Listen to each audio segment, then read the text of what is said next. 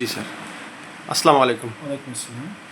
Sir আমি গাঙ্গুরিয়া ইউনিয়নের কৃষকদের মুখে এবং মাঠ পর্যায়ে দেখা যাচ্ছে তারা বলছেন যে এটাকে হপার পোকা বলছে। হপার পোকা ধানের এই ধান ফুটার আগ পর্যন্ত এরা ওই চুষে খায় না কিভাবে ধানগুলো মরে যায় বা কী পরিস্থিতি স্যার?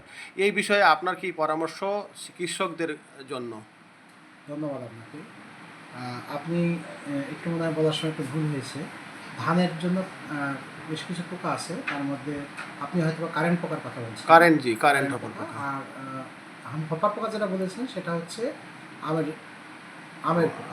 এরা বলছে হপার নাকি ওই ধানেও আসতেছে। ধানেও আসতেছে। আচ্ছা এই থাকতে কথাটা পারে। বলছে। এখন হ্যাঁ। আ যদি আমি ধানের কথাই ১ম এ ধরি, আপনারা জানেন যে আমাদের বাংলাদেশে যে নির্দিষ্ট দূরত্বে ধান লাগানোর যে আমরা পরামর্শ দেই থাকি কৃষি বিভাগ থেকে, সেটা অনেক সময় কৃষকরা অনুসরণ করতে চান না বা বুঝতে জি চান স্যার। না। আ একটা নির্দিষ্ট সারির থেকে সারির একটা দূরত্ব আছে বা গোছার থেকে গোছার একটা দূরত্ব আছে, মেইনটেইন করতে হবে। সাথে, সাথে ১০ লাইন পর পরে একটা লাইন গ্যাপ রাখতে হয়। যেটা আমরা লাইন লগো বলি। জি এটা স্যার। যদি করা হয় তাহলে কি হবে যে আলো বাতাস বেশি পাবে।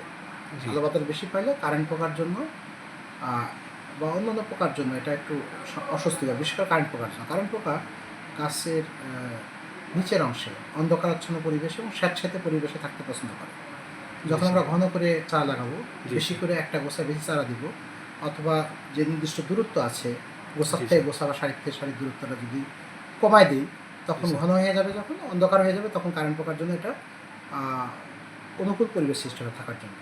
এজন্য আমরা কৃষকদের পরামর্শ দিয়ে থাকি যে আপনারা লাইন লাগাও এবং নির্দিষ্ট দূরত্ব অনুসরণ করে ধান লাগাবেন। এই দূরত্বটা কতখানি স্যার? দূরত্ব হলো ২৫ বা ২৫ সেন্টিমিটার হচ্ছে আপনার লাইন থেকে লাইন, আর ২০ সেন্টিমিটার গোছার থেকে গোছা। এই দূরত্বটা মেইনটেইন করতে হবে। ঠিক আছে? এতে জি স্যার। আলো বাতাসও বেশি পাবে এবং গাছ তার যে প্রয়োজনীয় পুষ্টি উপাদান এটা ভালোভাবে শোষণ করতে পারবে। জি স্যার। এবং অন্যান্য পোকামাকড়ের জন্য এটা অনেক পোকামাকড়ের জন্য এটা অনুকূল হবে না।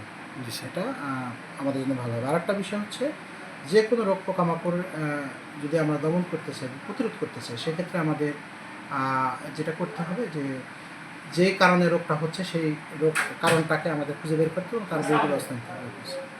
আমাদের এই জন্য সার দেওয়ার ক্ষেত্রে অবশ্যই সার সুপারিশমালা আছে।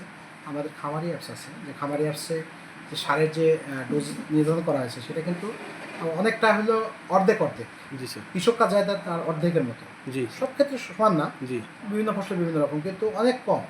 জি স্যার। যেটা আমরা সচরাচর যে ডোজে সার দিয়ে থাকি জি স্যার। বা কীটনাশক স্প্রে করে থাকি, এগুলো কিন্তু আমরা যে খামারি অ্যাপসের কথা বলছি, এটা বাংলাদেশের একটা অত্যাধুনিক অ্যাপস। এখানে গবেষক থেকে শুরু করে বিভিন্ন মাঠ পর্যায়ে যে কৃষি কর্মকর্তা আছে তারা এর সাথে যুক্ত আছে অ্যাপস তৈরি করার ক্ষেত্রে এবং এই এটা একটা অ্যাপসে তারা সমাধান এই পাবে। অ্যাপস থেকে তারা সমাধান পাবে। এছাড়াও সার সুপারিশ নীতিমালা বা আরও কিছু বই আছে সেখান থেকে, বা আমাদের সরকারি কৃষি কর্মকর্তার কাছ থেকে পরামর্শ নিলে কিভাবে কোন সার কতটুকু দিতে হবে বা জি স্যার। কিভাবে আপনার কোন কীটনাশক দিলে এটা দমন হবে তারা পরামর্শ পেতে পারে। এই জন্য আমাদের কৃষি বিভাগ থেকে আমরা নিয়মিত চেষ্টা করে যাচ্ছি এবং সরকারদেরকেও আমাদের বলা আছে এবং তাদেরকে দেওয়া হচ্ছে যে তারা যেন ঠিকমতো মাঠ পরিদর্শন করে কৃষকদের পরামর্শ দিয়ে থাকে। আপনি আপনার জেনে আশ্বস্ত হবেন যে আমরা ইতিমধ্যেই হলো বিভিন্ন পোকা দমনের জন্য বা সার সারের যেন সঠিক ডোজ নিয়ন্ত্রণ করার জন্য আমরা বিভিন্ন লিফলেট কৃষকদের মাঝে বিতরণ করেছি। তারপরেও আমরা নিয়মিত মাঠ পরিদর্শন করে কৃষকদের পরামর্শ দিচ্ছি। আরেকটা হলো আপনি যেটা প্রশ্ন করতেছিলেন, তাহলে আমাদেরকে সার অবশ্যই যে নির্দিষ্ট ডোজ আছে এই ডোজে দিতে হবে। যদি আমরা উদাহরণ হিসেবে যদি ইউরিয়া সার বেশি দিই, তাহলে কিন্তু কারেন্ট পোকা সহ ব্লাস্ট এবং অন্যান্য রোগ বা পোকামাকড়ের জন্য অনুকূল পরিবেশ সৃষ্টি হবে। ওকে। তাহলে আমাকে অবশ্যই সার নিয়ন্ত্রণ করতে হবে। জি স্যার। সার বেশি দিয়ে যদি আমি পোকা দমন করতেছি, তাহলে পোকা দমন জি সহজে স্যার। করা যাবে না। জি না। আরেকটা বিষয় বললাম যে কারেন্ট পোকা যেহেতু নিচের অংশে থাকে, তাহলে অবশ্যই লাইন লগো মেনটেন করতে হবে, নির্দিষ্ট জি। দূরত্বে জি। চারা রোপণ করতে হবে।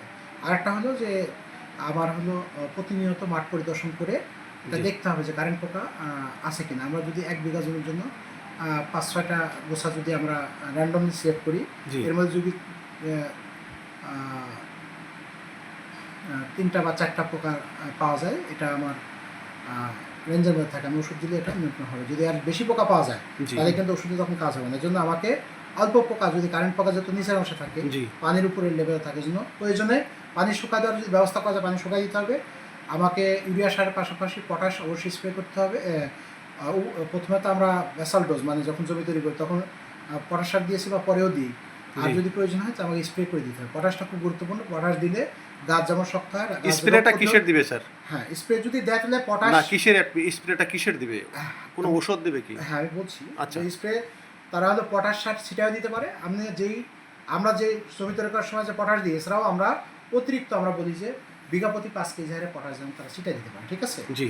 আরেকটা হলো যে যদি কারেন্ট পোকা ধরে যায় তাহলে বা ধরার আগে থেকে আমরা প্রতিরোধনের ব্যবস্থা হিসেবে বিভিন্ন রকম কীটনাশক আছে, যেমন ধরেন ফাইটার, তারপরে হচ্ছে পেনাম, পাইরাজিন, এই টাইপের যদি আমরা কীটনাশক স্প্রে করতে পারি নির্দিষ্ট ডোজে তাহলে কারেন্ট পোকা দমন হবে। তাই মনে রাখতে হবে অবশ্যই গাছের গোড়া ভিজায় দিতে হবে। কারেন্ট পোকা যত নিচে থাকে উপর দিয়ে যদি আমরা স্প্রে করি তাহলে কারেন্ট পোকা সহজে যাবে না। আরেকটা হলো বিলি কেটে দিতে হবে। জি স্যার। ধানের বিলি কেটে তারপর স্প্রে করতে হবে। বিলি জি। যদি না কাটা হয় জি। তাহলে গাছের গোড়ায় কিন্তু স্প্রে পচবে না, সেটা খেয়াল রাখতে হবে। জি স্যার। আর হপার পোকার সঙ্গে যেটা বলতেছিলাম, হপার পোকা খুব ছোটো পোকা, এটা গাছের আমের মুকুলের রস চুষে খায়। এই জন্য জি। আমাদের কীটনাশক স্প্রে করার চেয়ে বড় যেটা দেখতে হবে যে বাগান পরিষ্কার পরিচ্ছন্ন রাখতে হবে, ডালপালা কেটে পরিষ্কার করে দিতে হবে। এই প্যাকেজ কিন্তু আমাদের এখানে আছে।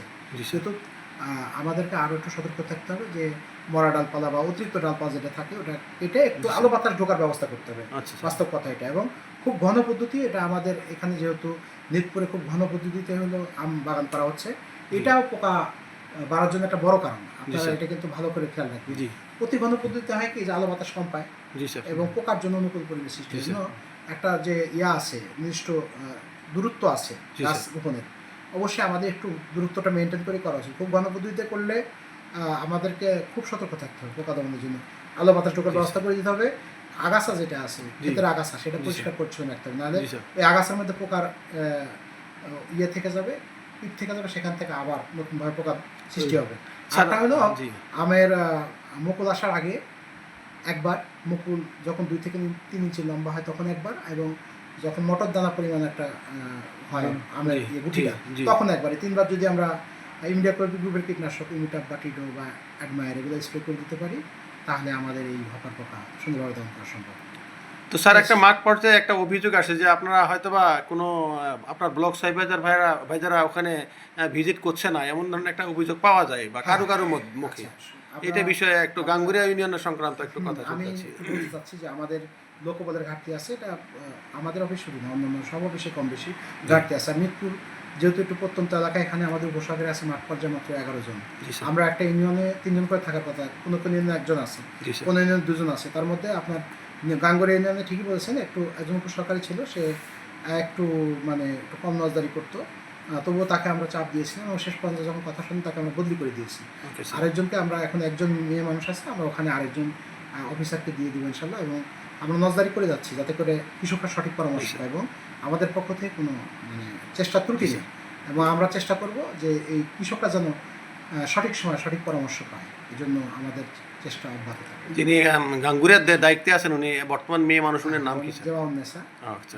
তাকে আমি সুনির্দিষ্ট ভাবে বলে দিয়েছি যে তোমার গাঙ্গুরিয়া যেহেতু একটা ভাইটাল এরিয়া, আমের সহ অন্যান্য ফসলের জন্য অবশ্যই ভালোভাবে এখানে কাজ করতে হবে।